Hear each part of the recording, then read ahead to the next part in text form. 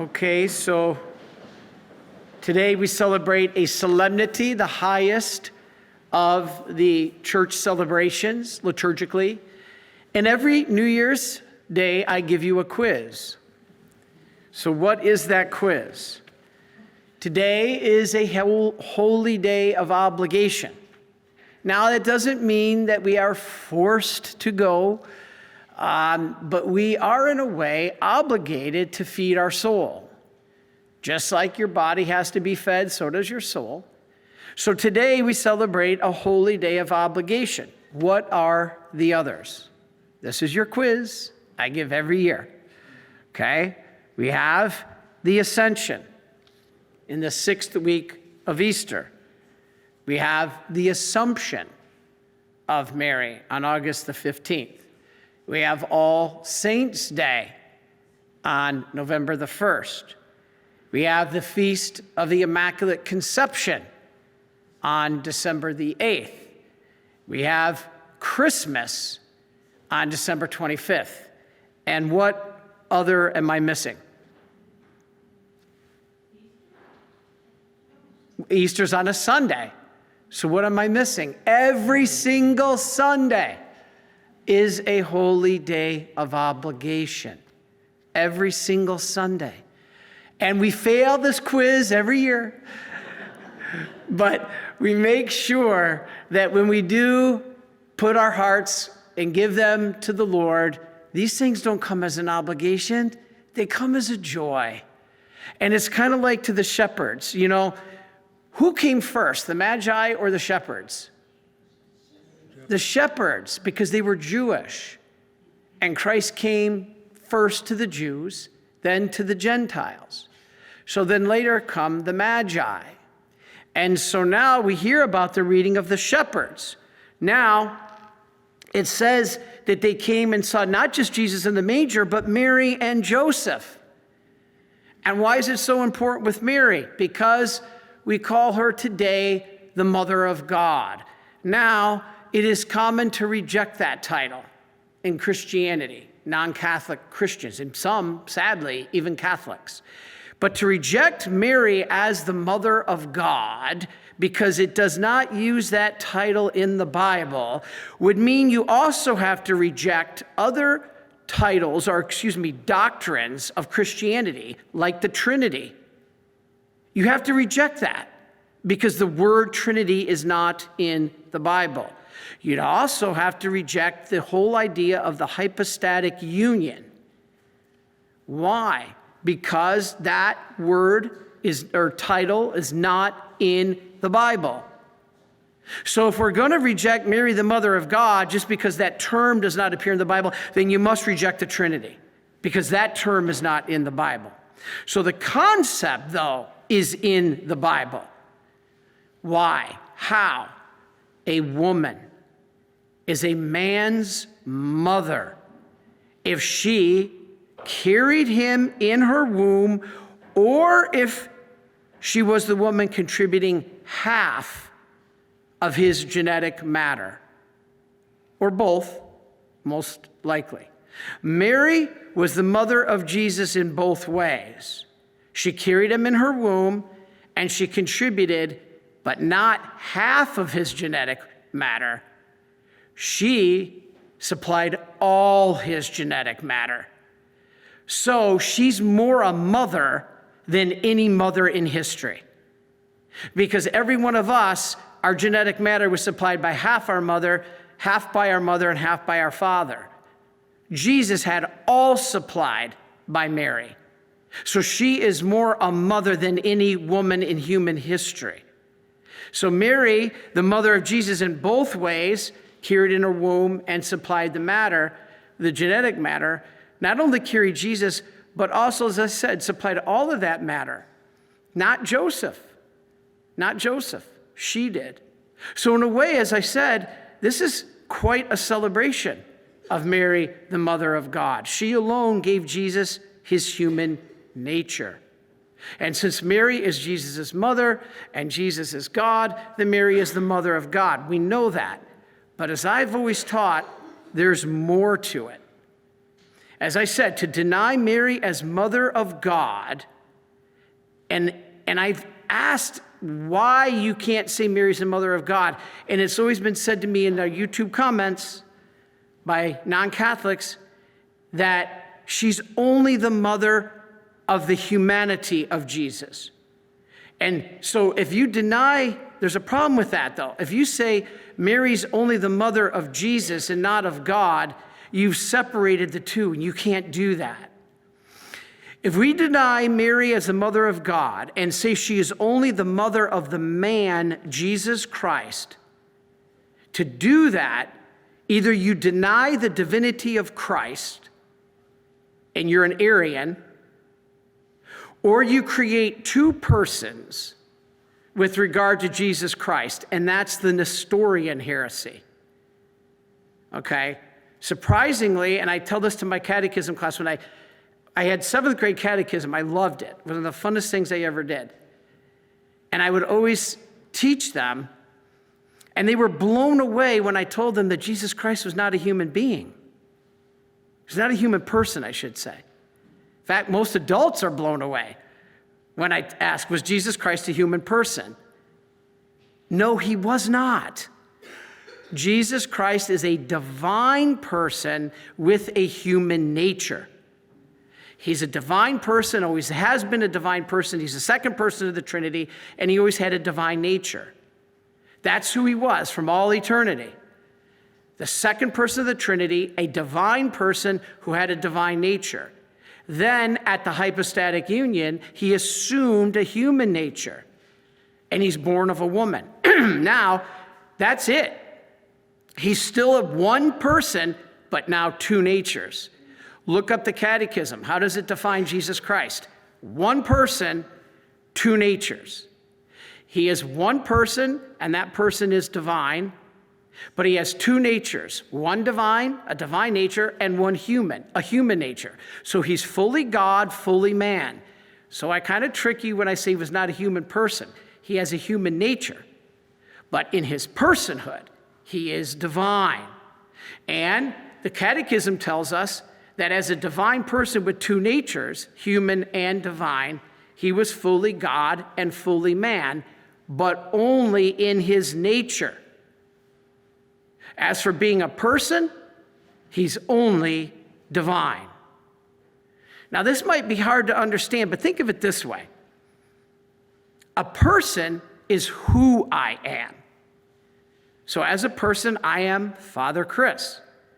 But as a nature is what I am, my human beingness, okay, my humanness.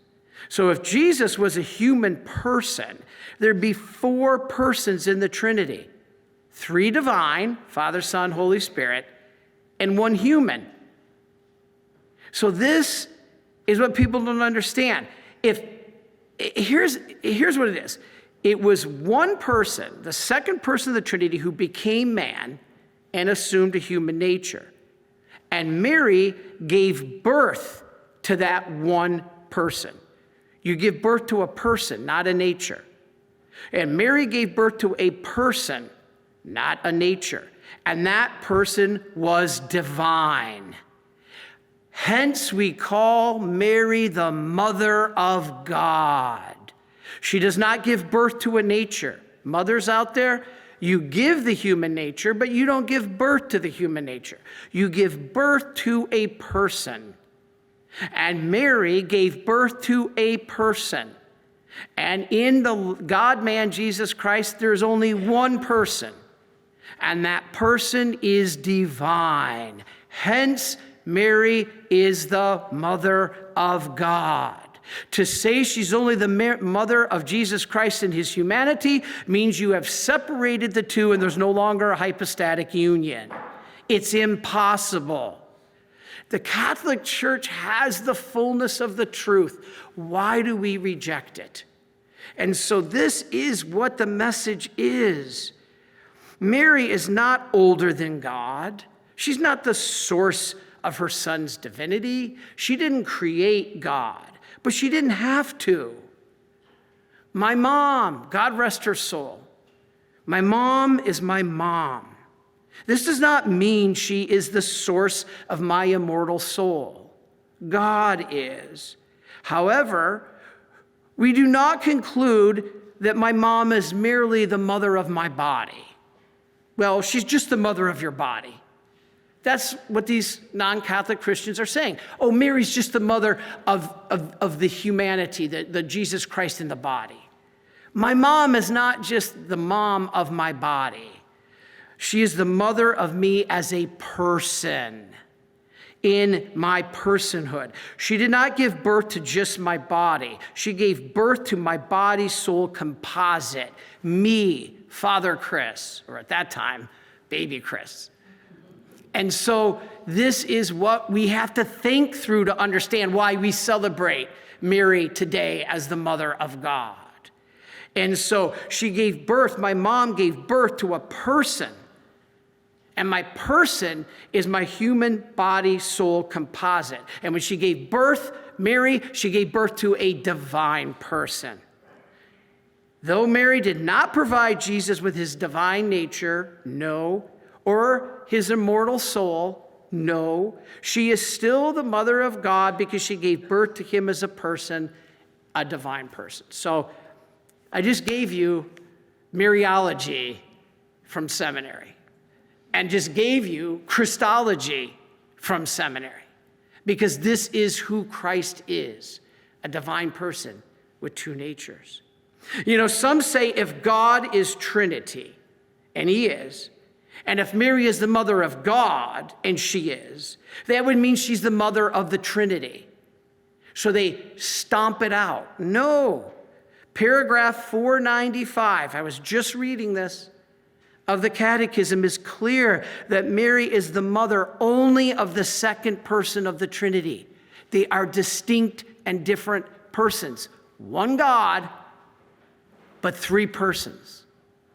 She gave birth to the second person of the Trinity, not to the Holy Spirit, the third, or God the Father, the first. So she's not the mother of the Trinity. Paragraph 495 says she's mother of the second person of the Trinity, only, not the others, because the others, Father and the Holy Spirit, were not incarnate.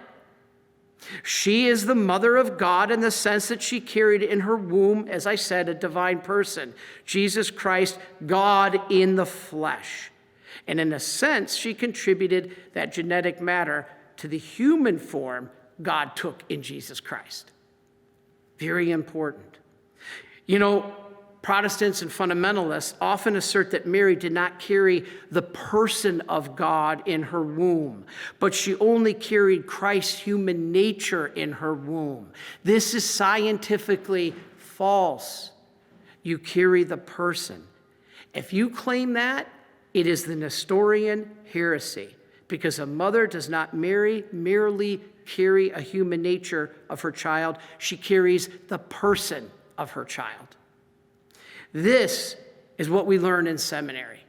But this is nothing I've ever heard explained to a Protestant. I've never heard in a pulpit somebody explain why we call Mary the Mother of God in the way that the church teaches. And this is what I'm trying to do. I hope this isn't too confusing. Now, women, you do not give birth to human natures, like I said, but to persons. The Nestorians said Mary didn't give birth to a unified person of Jesus Christ. They separated Christ's human nature from his divine nature. They created two separate and distinct persons. You can't do that. There would be four persons in the Trinity. You'd have God the Father, one person, Jesus Christ, his divine person, Jesus Christ, his human person, and the Holy Spirit. There would be four members now of the Trinity after Jesus was born, and that's not the case. Do you know Martin Luther, Zwingli, John Calvin, the fathers of the Protestant Reformation insisted that Mary be called the Mother of God. So when a Protestant says you can't ever say that, say, well, gee, Martin Luther did. John Calvin did. And by calling her the Mother of God, the early Christians They meant to say that she was the mother of the divine Son of God in his human form, but still God, just incarnate in the flesh. Didn't Elizabeth say, "How is it that the mother of my Lord should come to me?" You know, the Greek word kurios, or Lord, people will say it doesn't mean, it just means humanity. That she used small l, like David was the Lord over his people. So this is only, how is it that the mother of my Lord in his humanity came to me? Actually, that same word, kurios, can mean divinity. So how is it that the mother of my divine Lord comes to me? And I finish with Baptist scholar Timothy George. He's a Baptist. And he made an amazing quote to his congregation. Blew me away. He said, quote, "It is time for us evangelicals to recover a fully biblical appreciation of the Blessed Virgin Mary and her role in salvation history.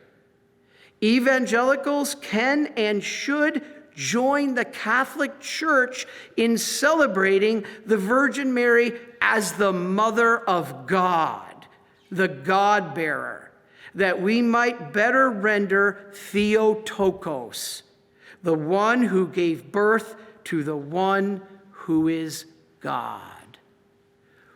Wow. This is what we celebrate today. This is not heresy. To not say it is the Nestorian heresy. To not embrace it is the Arian heresy. But to embrace this and understand what the church teaches is the essence of what God has brought to us in a gift of a mother. Why reject that gift? Think as a parent how you would feel. Think of how God our Father feels when he gave us this gift. How you would feel as a parent if you saw your child open a gift you gave it and said, "I want nothing to do with that. Get it away from me." It breaks your heart. And if God the Father gives us this gift and it breaks his heart to see us reject it, let us therefore embrace it. Today is the 8th day of Christmas, the octave that traditionally is the circumcision of Jesus. And Father Anthony and I were talking this morning. And he says, "You know, I looked at Christmas. It's red and green." And he said, think about it for a minute. Red is blood. It atones for past sin. So when we look at today, look at the red and think, let's wipe away 2025. Let's wipe away all the sin and the mess we got ourselves into. And then the green is the hope of new life. What happens when a plant blooms? It turns green. It has new life. It grows. So let us have hope for 2026, that in that green, evergreen, everlasting hope, that we have new life that'll be spread, that will be opened in joy for us this year that begins today. How fitting that this is Mother. God bless you, and Happy New Year.